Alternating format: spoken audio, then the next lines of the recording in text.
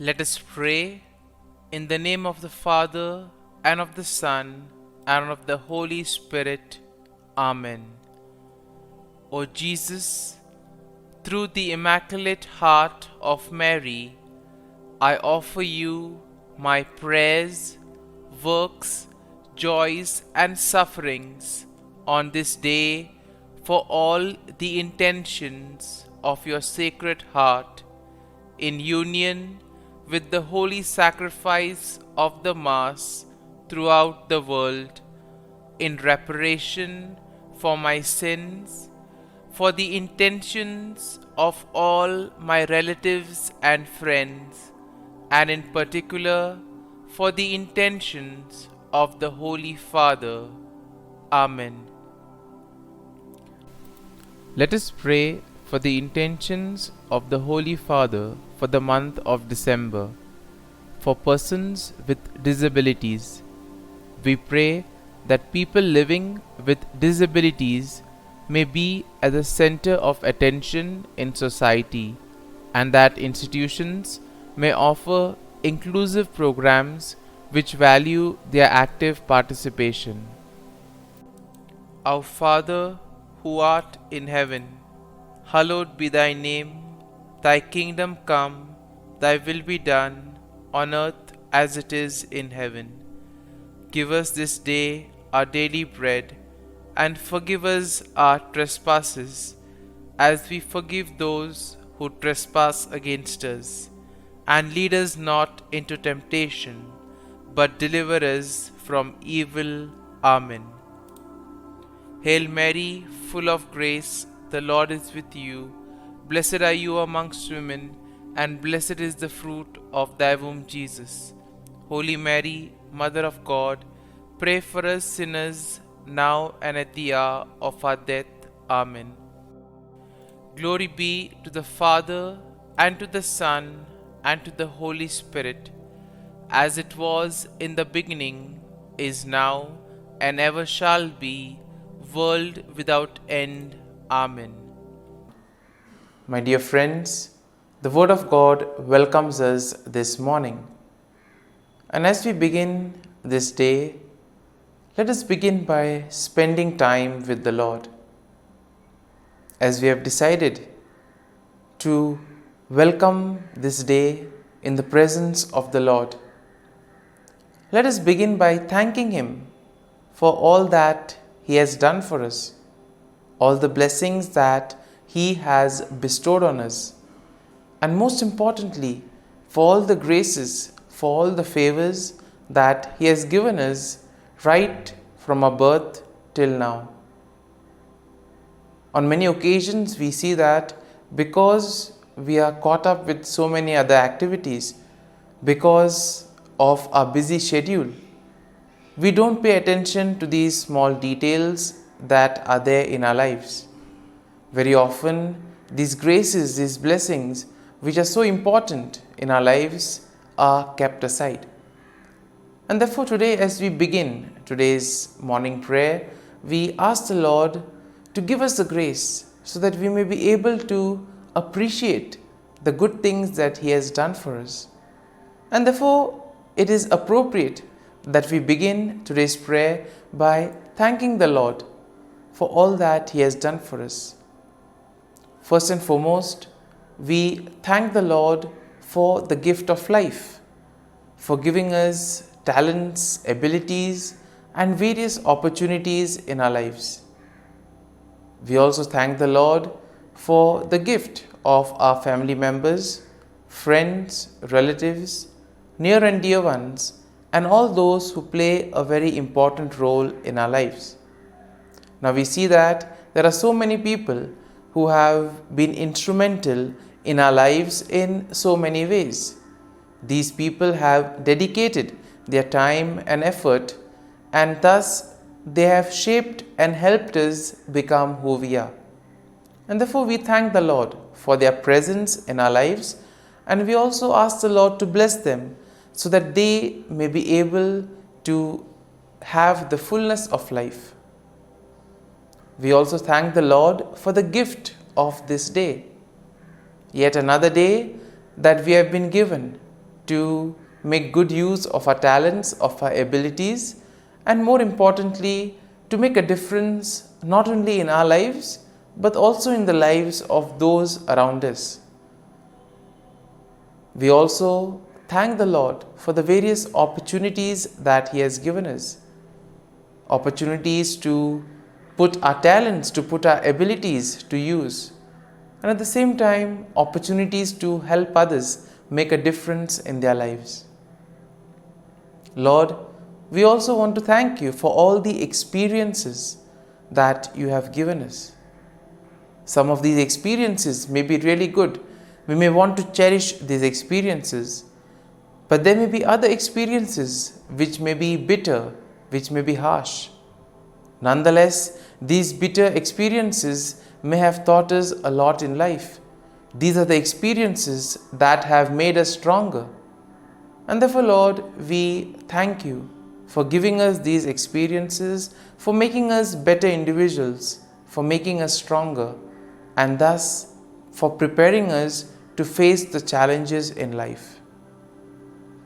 And therefore, my dear friends, as we participate in this morning prayer, let us ask the Lord for this grace that we may be able to radiate His presence to the world around us, that we may be able to become messengers of peace, joy, and love, spreading His message of goodness, spreading His message of peace and love to the world around us. And therefore, let us ask the Lord to accompany us in whatever we do today, so that every action, every word may radiate His love, peace, and joy. My dear friends, let us now reflect and meditate on Psalm 60. As usual, we shall have a general overview of the psalm. We shall, in general, just take a look at what the psalm is exactly trying to tell us, what are the themes that are present in the psalm. And then we shall take a look at the psalm in detail, looking at each of these themes, each of these aspects in detail. And when we have an overview, or when we look at the psalm at a glance, we see that Psalm 60 is a psalm of lament that is attributed to David, and it is believed to be written during a time of distress and defeat, possibly after a military setback. Now we see that setbacks are very common in life, and sometimes it becomes very difficult for us to deal with these setbacks.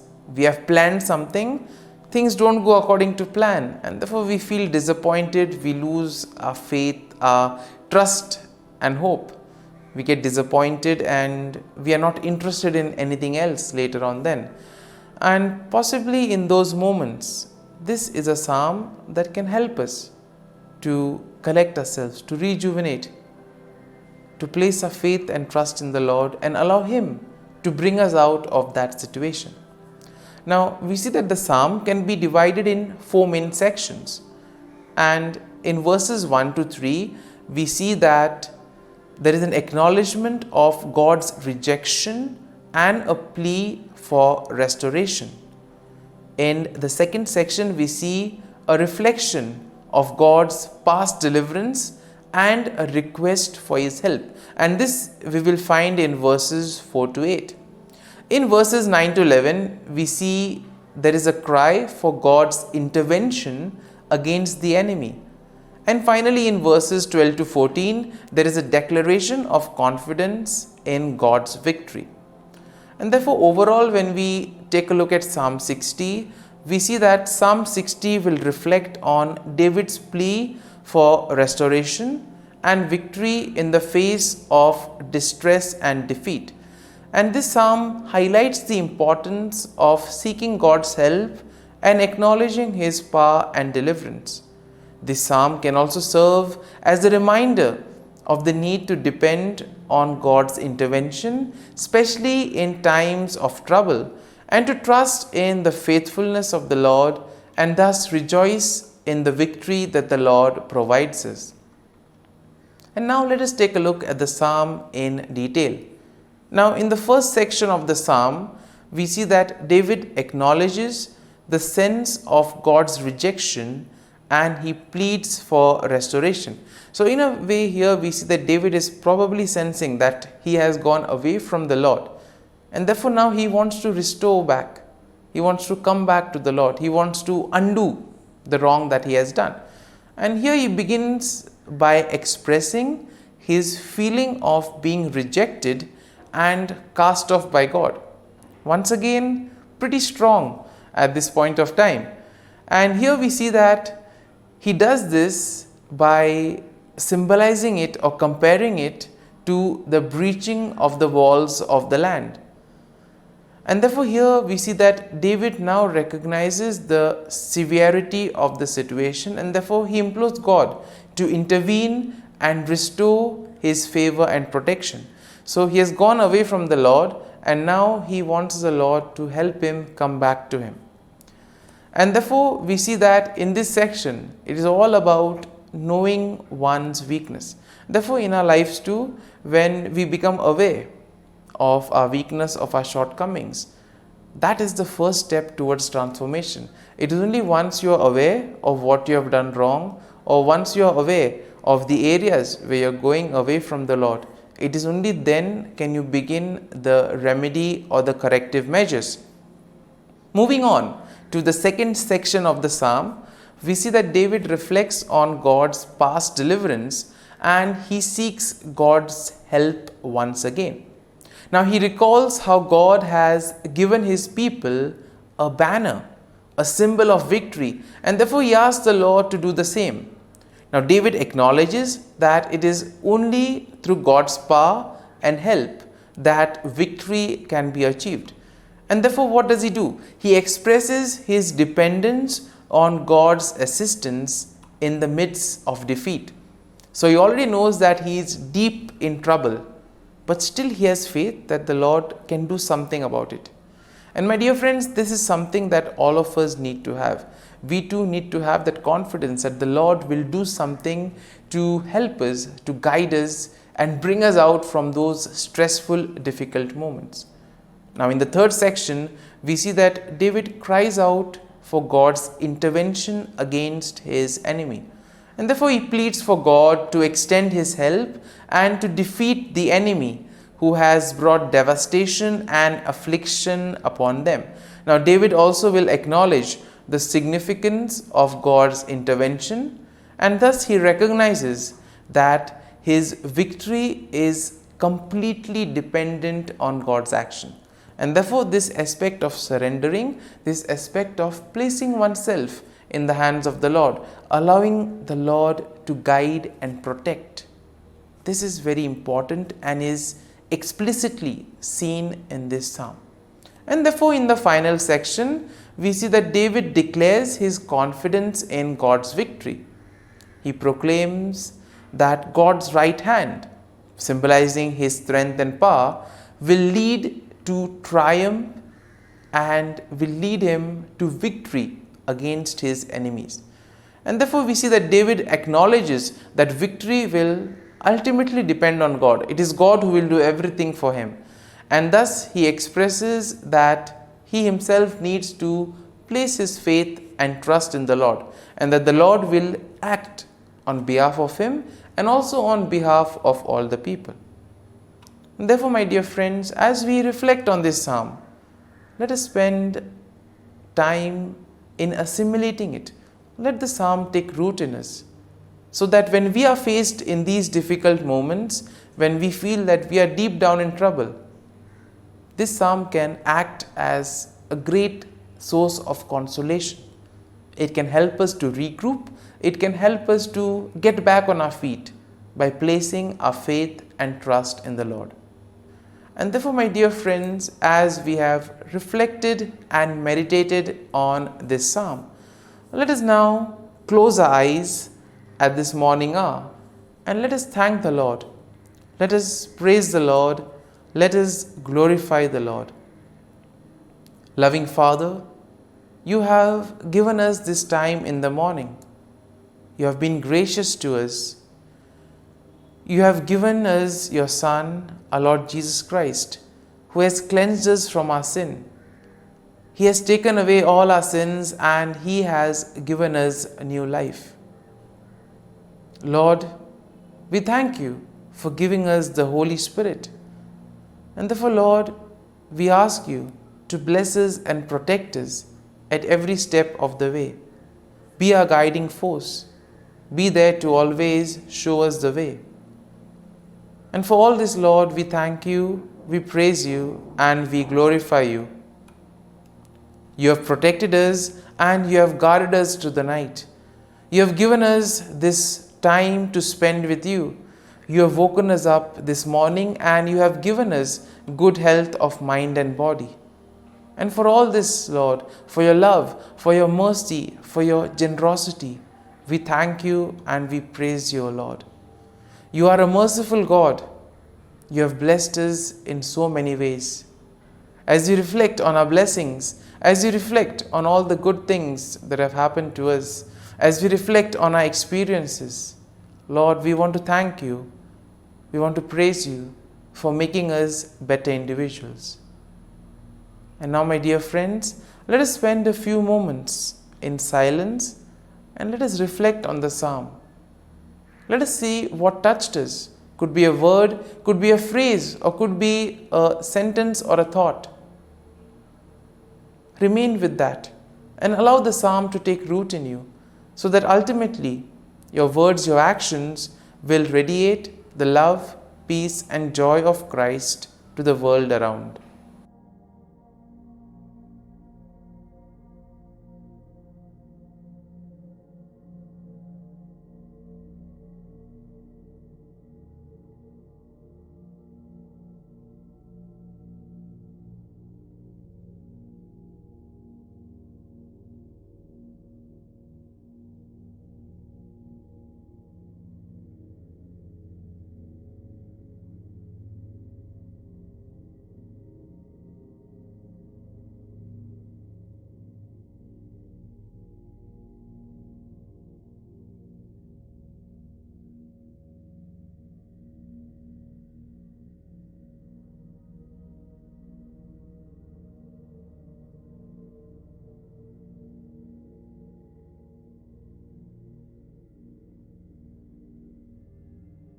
Prayer to Saint Michael the Archangel for protection.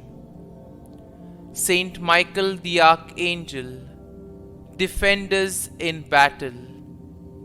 Be our defense against the wickedness and snares of the devil. May God rebuke him, we humbly pray.